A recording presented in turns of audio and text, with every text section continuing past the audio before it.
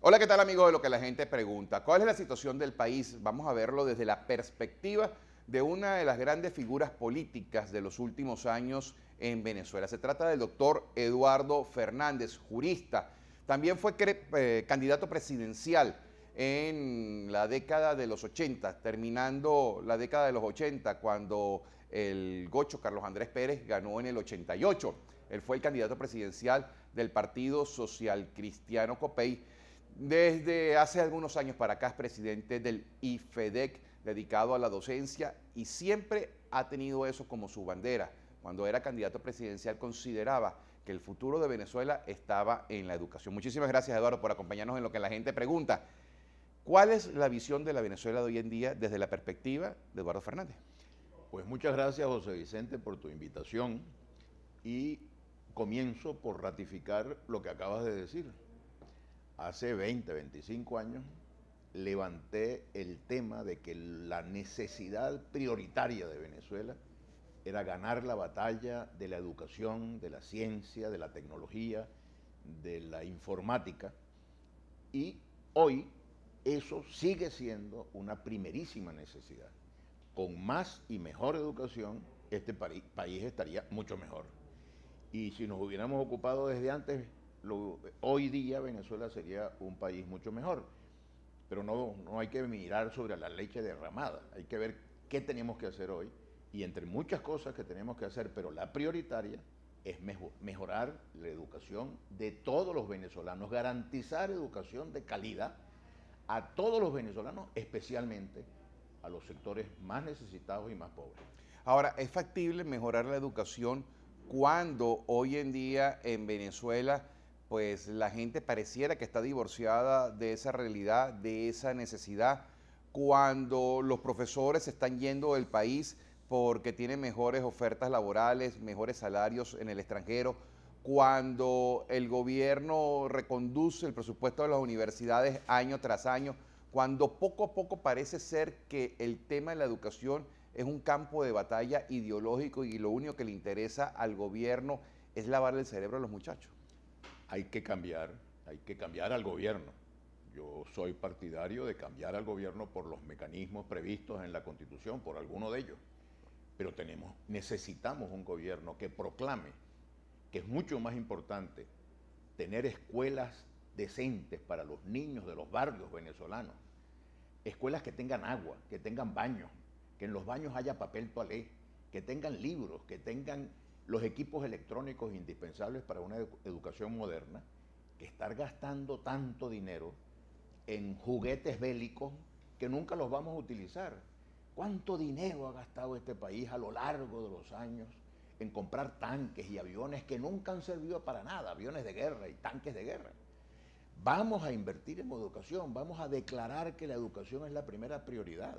Ahora, se supone que tenemos que tener un gobierno que crea en eso y que, así como el presidente ha resuelto aumentar los sueldos de los militares, y seguramente que los militares necesitan más ingresos, pues los ciudadanos en general necesitamos mejores ingresos, y particularmente las maestras y los maestros necesitan estar mejor pagados. Deben ser los funcionarios públicos consentidos del Estado y del gobierno. Nadie es más importante que las maestras y los maestros. Y no solamente pagarlos mejor, sino garantizarles cursos de actualización y de modernización para que mejoren la educación. Y si se mejora la educación, se mejora todo el resto del país. Eduardo, señalas que hay que cambiar al gobierno. ¿Cambiarlo cuándo? ¿Cambiarlo hasta el 2019? ¿El país aguanta a Nicolás Maduro hasta el 2019 o hay que cambiarlo ya? Hay mecanismos en la Constitución que podrían facilitar un cambio más pronto. Depende de la promoción de un gran consenso nacional. Yo creo que el gobierno tiene que estar crecientemente consciente de la inmensa crisis que está viviendo el país y de la necesidad perentoria de formar un gobierno de unidad nacional, un gobierno de entendimiento entre todos los venezolanos, un gobierno que nos represente a todos los venezolanos. Las encuestas, José Vicente, como tú lo sabes muy bien, están reflejando que más del 80% de los venezolanos queremos un cambio. Y ese cambio no debe ser traumático, no debe ser un cambio con sangre, no debe ser un cambio con violencia, debe ser un cambio civilizado, a través de los mecanismos previstos en la Constitución, pero en la dirección de conquistar un sentimiento de unidad nacional. Se puede cambiar a través de la Constitución actual, Eduardo. Por ejemplo, prelistando a la página del Partido Socialista Unido de Venezuela, uno pudo encontrar en las elecciones del pasado domingo de las autoridades que 7 de los 32 magistrados del Tribunal Supremo de Justicia permanecen inscritos en el PSUV. La defensora del pueblo está inscrita en el PSUV.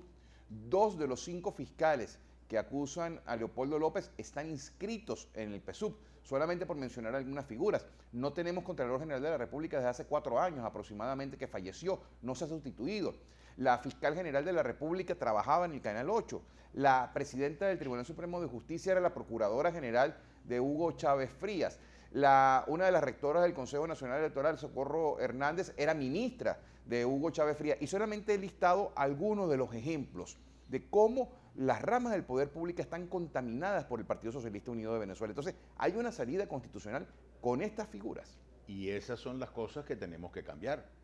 Si algo hay que lograr es más y mejor democracia. ¿Y qué significa más y mejor democracia? Tener ramas del poder público autónomas, independientes y que cumplan su obligación. ¿Cómo se consigue eso? A través del trabajo y de los cambios constitucionales, de los mecanismos que hay que hacer y de la conducta de los líderes. Porque desgraciadamente tenemos un problema de liderazgo en el país y no hay claridad en que tenemos que lograr un Estado de Derecho que se respete. Hay 5 cambios que yo propongo en una agenda de unidad nacional a los cuales me quiero referir rapidito. Por favor. Primero, lograr un cambio político que erradique esas aberraciones a las que te has referido con mucha propiedad tú, José Vicente. Un poder ejecutivo que funcione, un poder legislativo que legisle. En Venezuela el poder legislativo no legisla, delega la facultad legislativa en el ejecutivo. Y el poder judicial no administra justicia. De modo que y el poder ejecutivo no funciona. Si funcionara no tendríamos los índices de criminalidad que tenemos. Entonces hay que trabajar en la dirección de construir un Estado de Derecho moderno. Segundo, el cambio económico. Oye, no hay derecho que nosotros sigamos siendo un país dependiente en un nivel patológico de dependencia de un solo producto que es el petróleo. El petróleo sube en los precios. Entonces nos consideramos unos ricos y montamos una fiesta. Bajan los precios como están bajando en este momento, es la tragedia nacional.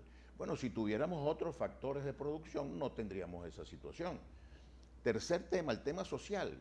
Este país está fracturado socialmente. Hay una minoría opulenta que tiene todos los reales del mundo y la inmensa mayoría de los venezolanos no tiene ni siquiera lo necesario para una vida digna. El cuarto punto es el cambio cultural. Darle a la educación la importancia que tiene, ya a eso nos referimos al principio. Y el quinto punto es el cambio moral, José Vicente. Necesitamos hacer un gran esfuerzo para derrotar la cultura de la muerte, que es lo que está prevaleciendo en el país, y la cultura de la corrupción, que es lo que está prevaleciendo en el país.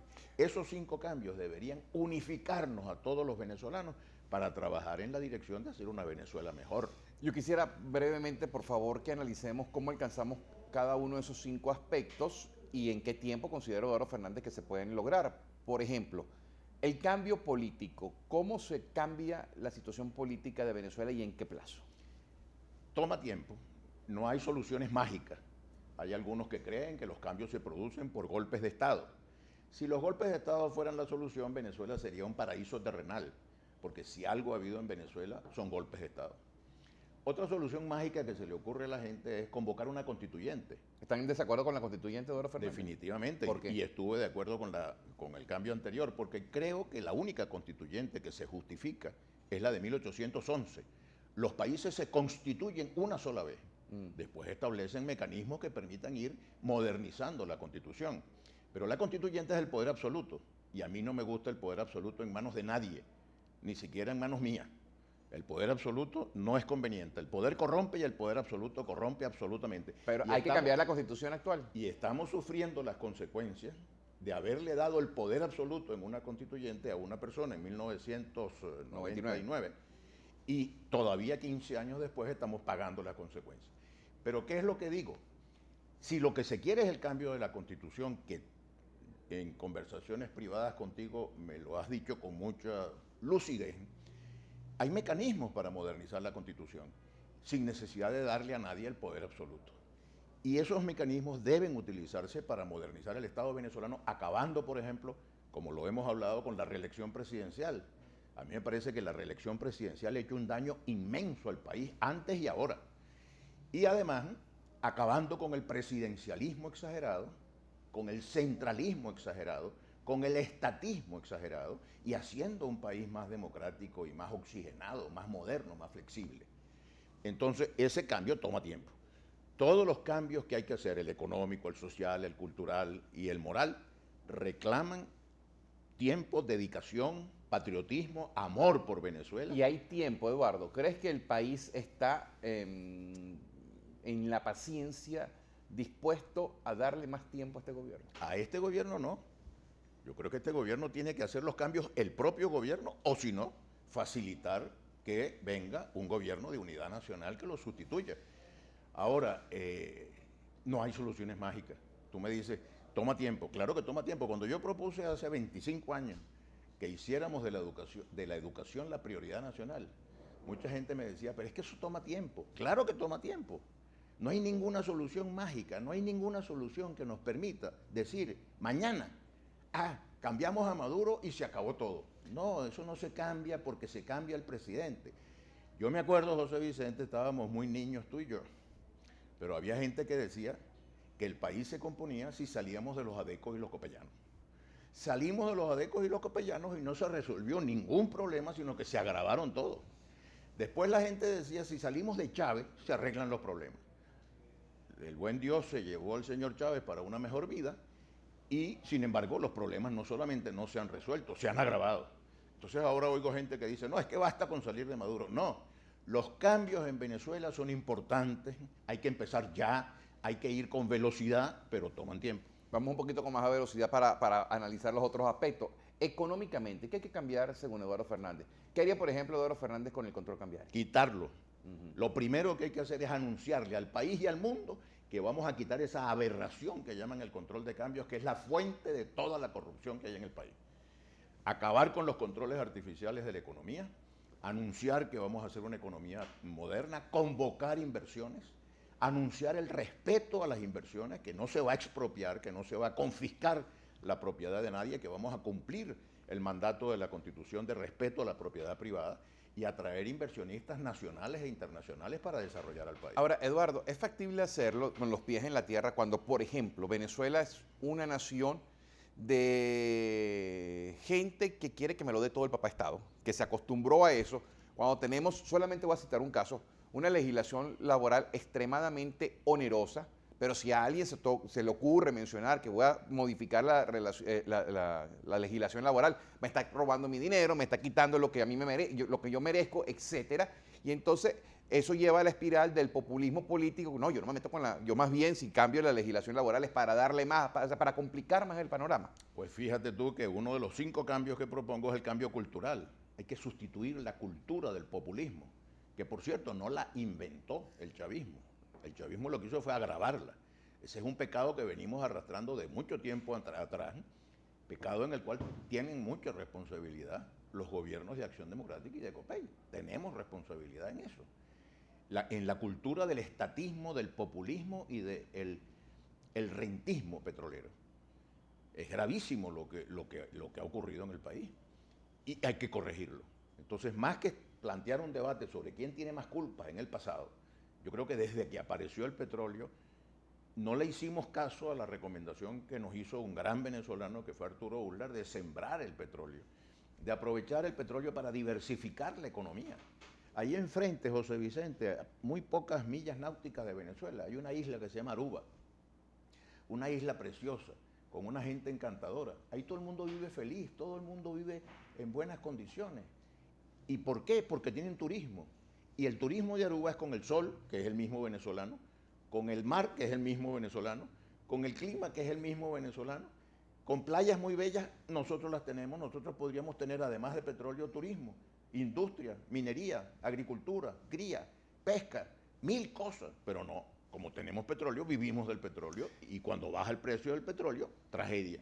Pero se podría, Eduardo, y esto es un aspecto cultural, pero se podría en un país donde, por ejemplo, Venezuela tiene condiciones climáticas y condiciones de naturaleza para desarrollar megaparques mejores que los que puede haber en Disney, por mencionar un caso. Pero evidentemente construir algo tan costoso implicará que hay que pagar para disfrutarlo. Y aquí van a pedir, bueno, dame 2 días libres porque yo soy el pueblo y entonces yo quiero entrar y yo me lo merezco y entonces me voy a meter y no cuido la silla, no cuido las cosas y tiro la basura porque esa es la cultura del venezolano. Y ese es el cambio cultural que tenemos que hacer. Y ustedes, los comunicadores sociales, y estos aparatos fabulosos que son la televisión y todas sus actualizaciones y modernizaciones, son un instrumento fabuloso para ayudar a crear una cultura de la responsabilidad, del trabajo, de la disciplina, del ahorro, de la productividad. Hay que hacer un cambio cultural en el país. Una persona que hizo mucho, que es un colega tuyo llamado Renio Tolina, tenía programas de televisión importantísimos en la orientación de formar una cultura de la que acabo de describir, una cultura del trabajo, de la disciplina, de la responsabilidad, del mantenimiento de los bienes públicos. Ese cambio cultural, José Vicente, tenemos que hacerlo. Y el pueblo venezolano tiene fundamentos, tiene inclinación. Cuando tú ves en muchos barrios marginales la solidaridad que hay entre la gente, pues yo creo que esa es la base para construir una cultura muy superior a la que tenemos actualmente. Me quedan algo más de 5 minutos, Eduardo. Quisiera precisar algunos temas de la coyuntura actual. ¿Cómo se puede avanzar en un país donde, por ejemplo, a María Corina Machado la van a imputar por un magnicidio que solamente existe en la imaginación de una gente que quiere utilizar el poder para usufructuarlo y que cuando ve que alguien critica, que cuando alguien hace política en la acera de enfrente, pues hacen falsos positivos y no les importa llevárselos presos y dejarlos presos permanentemente sin que haya órganos del Estado que le digan, señor, un momentico, eso es abuso de poder, hay que ponerle un parado? Aprovecho tu pregunta para manifestar mi protesta por el atropello que se está cometiendo contra distinguidos venezolanos, como el caso de María Corina Machado, como el caso de Leopoldo López, como el caso de los alcaldes de San Diego y de San Cristóbal, como tantos casos que indignan la conciencia cívica de los venezolanos. Y para manifestar mi solidaridad con ellos y mi disposición a hacer todo lo que en mis manos esté para contribuir a que en Venezuela exista un Estado de Derecho que respete la dignidad de los ciudadanos, la dignidad de las personas humanas y que no sigamos contemplando estas arbitrariedades y estos abusos del poder. ¿Cómo se llega a eso? Eduardo, en la realidad latinoamericana, sobre todo la realidad latinoamericana, no se puede hacer nada sin el concurso de las Fuerzas Armadas. Las Fuerzas Armadas deberían ser institucionales, ese es el deber ser. Pero en Venezuela se hipertrofiaron, se pudrieron, por muy fuerte que suene la expresión. Jamás se imaginó que las Fuerzas Armadas iban a tener cantos proselitistas, patria, socialismo, muerte, somos chavistas, somos socialistas. ¿Cómo se puede avanzar con una Fuerza Armada de espaldas al pueblo? Estoy seguro que en las Fuerzas Armadas hay muchísima gente que quisiera que se respete la Constitución Nacional. Y la Constitución establece que la Fuerza Armada es una institución al servicio de todos los venezolanos y en ningún caso al servicio de un partido político o de una persona, de un jefe, de un caudillo. La Fuerza Armada, como se llama ahora en singular, es una institución profesional, apolítica, no deliberante, precisamente porque tienen las armas, porque los venezolanos, los ciudadanos, hemos convenido en que el monopolio de las armas lo tenga la Fuerza Armada. No pueden ser una institución deliberante, porque yo no puedo deliberar con una persona que está armada y yo estoy desarmado. Entonces la Fuerza Armada tiene que ser una institución querida, respetada por todos los venezolanos y no solamente por los partidarios del gobierno. El trabajo que tenemos que hacer es que la Fuerza Armada sea, como lo dice la Constitución, una institución profesional, respetada y querida por todos los ciudadanos venezolanos y que esté al servicio del país y nunca al servicio de ningún partido político. Apenas me quedan 3 minutos, me quedan 2 inquietudes que quisiera formularle. En una oportunidad yo conversé con Fidel Castro y le pregunté, ¿usted considera que se ha equivocado? Y me dijo, sí, yo me he equivocado varias veces. Deme algún ejemplo y como buen político nunca me quiso decir que se había equivocado. Eduardo Fernández se ha equivocado y si se ha equivocado, ¿en qué? Sí me he equivocado y voy a decir concretamente. Por ejemplo, cuando se discutió la ley de la nacionalización de la industria petrolera, había un famoso artículo 5, que yo creo que era un artículo muy sabio, que estableció allí Valentín Hernández, que era entonces el ministro de Energía y Minas, el presidente Pérez, el Partido de Acción Democrática, y era un artículo que establecía mecanismos de prudencia en el manejo de de la nacionalización. Por supuesto, yo era diputado muy joven, muy fogosamente nacionalista, muy empeñado en que las cosas habían que hacerse muy radicalmente, y creo que me equivoqué oponiéndome a un artículo que tenía mucho sentido. ¿Se equivocó siendo candidato presidencial? Creo que no, creo que cumplí mi deber. Mi deber en ese momento era ofrecerle al país un programa de cambio y una candidatura con la cual se podían hacer los cambios que nos hubieran evitado estos 15 trágicos años que hemos vivido. Estilo telegrama, ¿por qué se fue de Copey? La verdad verdadera. Porque el presidente me invitó a que me fuera. Y porque además hay muchas cosas que se están diciendo en este momento en nombre de la organización con las cuales yo no estoy de acuerdo. ¿Cómo qué? Varias. Por ejemplo, oí al presidente del partido en un momento determinado denunciar un pacto entre Obama y Maduro que me pareció que no tenía mucho sentido. Y entonces dije, creo que va a ser más cómodo para ellos y más cómodo para mí que no esté yo atado por una disciplina partidista, aunque reitero que he sido toda mi vida y seguiré siendo hasta que Dios me conceda vida, militante de los valores, de los principios del humanismo cristiano. ¿Sería nuevamente candidato presidencial? No lo tengo previsto. ¿No lo tiene previsto es no, definitivamente no? ¿O si se presentaran las circunstancias políticas, lo consideraría? Te reitero que no lo tengo previsto. No he estado pensando en ese tema, no está en mi agenda en este momento. ¿Pedro Pablo? Pedro Pablo Fernández. Bueno, ¿considera que podría hay ser dos Pedro Pablos a quienes quiero y respeto mucho. Pedro Pablo Aguilar, que fue mi amigo y mi compañero, que es mi amigo y mi compañero de toda la vida. Y Pedro Pablo Fernández, que es mi hijo, a quien le tengo gran cariño, gran amor, como es natural, y le deseo que sea un líder siempre consciente de que a la política se viene a servir a los demás y no a servirse de la política. Me quedan 15 segundos, una pregunta breve. Hace 30 años se hablaba mucho de las dos grandes figuras que sucederían a Caldera, Osvaldo Álvarez Paz, Eduardo Fernández, compadres y demás. Al final la política los llevó a pelear en algún momento.